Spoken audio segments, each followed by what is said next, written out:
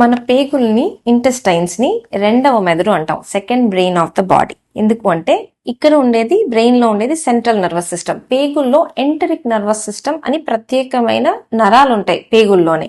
ఇవి ఎట్లా పనిచేస్తాయి అంటే మన బ్రెయిన్ కి కొన్ని సిగ్నల్స్ ఇవ్వటానికి, మన మూడు హ్యాపీగా ఉన్నామా, సాడ్ గా ఉన్నామా, ఆకలి ఎక్కువగా ఉందా, తక్కువగా ఉందా, తెలివితేటలు చురుకుదనం ఎట్లా ఉంది, మన రోగ నిరోధక శక్తి ఎట్లా ఉంది, మన పేగుల కదలికలు ఎట్లా ఉన్నాయి, ఇవన్నీ కూడా ఈ నర్వస్ సిస్టమ్, పేగుల్లో ఉండే నర్వస్ సిస్టమ్ చేతుల్లో కూడా ఉంటాయి. ఇది ఎట్లా సాధ్యపడుతుంది అంటే మన పేగులలో కోట్ల బ్యాక్టీరియా ఉంటాయి, అంటే క్రిములు ఉంటాయి. ఈ క్రిములు ఎక్కడి నుంచి వస్తాయి అంటే మనం తల్లి గర్భంలోంచి బయటికి వచ్చినప్పటి నుంచి మదర్ నుంచి మనకి కొన్ని బ్యాక్టీరియా వస్తాయి, మన చుట్టూ ఉండే పరిసరాల నుంచి వస్తాయి, దాంతో పాటు మనం తినే తిండిలో కూడా బ్యాక్టీరియా అనేది వస్తాయి. సో ఇవి క్రిములైనా కూడా వీటిలో మంచి రకంవి ఉంటాయి, చెడ్డ రకంవి ఉంటాయి. మంచి రకం క్రిములు ఎక్కువగా ఉండేటట్టు చూసుకోవాలి, చెడు రకం తక్కువ ఉండేటట్టు చూసుకోవాలి. ఇవి మనం ఎట్లా చేయగలము అంటే 2 రకాల పద్ధతులు ఉన్నాయి. మనం తీసుకునే ఫుడ్ లో మంచి బ్యాక్టీరియా ఎక్కువ ఉండేటట్టు చూసుకోవాలి.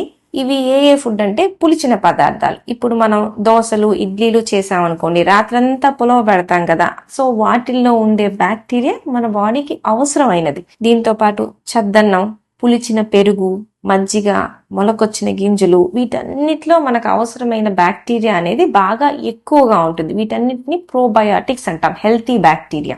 అట్లాగే ఫుడ్ లో మనకి ఈ బ్యాక్టీరియాకి అవసరమైన ఆహారం ఉండిద్ది, మనం తీసుకోవాల్సింది. ఇవేంటి అంటే పీచు పదార్థాలు, ఫైబర్ ఎక్కువగా ఉండే ఫుడ్ మనం తీసుకోవాలి. ఫైబర్ అనేది మనకి ఎనర్జీ కోసం పనికిరాదు, ప్రోటీన్స్ కోసం పనికిరాదు, కాకపోతే ఇది ఎరువు లాంటిది ఈ బ్యాక్టీరియా పెరగటానికి. సో పీచు పదార్థాలు వేటి నుంచి వస్తాయి? ముడి బియ్యం, మిల్లెట్స్, ఫ్రూట్ జ్యూసెస్ కాదు, ఫ్రూట్ లాగానే తీసుకోవాలి. వెజిటబుల్స్, ఆకుకూరలు, వీటన్నిటిలో పీచు పదార్థం ఎక్కువగా ఉంటుంది. వీటి వల్ల కూడా మనకి హెల్తీ బ్యాక్టీరియా ఎక్కువగా ఉంటుంది. సో మనం డైట్ ఇట్లా మార్చుకుంటే డిప్రెషన్ లాంటివి తక్కువగా ఉంటాయి, వెయిట్ ఎక్కువగా పెరగకుండా ఉంటాం, తెలివితేటలు, వయసు పెరుగుతున్నా కూడా తెలివితేటలు అనేది చాలా షార్ప్ గా ఉంటాయి. సో మనం తీసుకునే ఆహారం, పొట్టలో ఉన్న బ్యాక్టీరియా చాలా ఇంపార్టెంట్ మెదడు కోసం.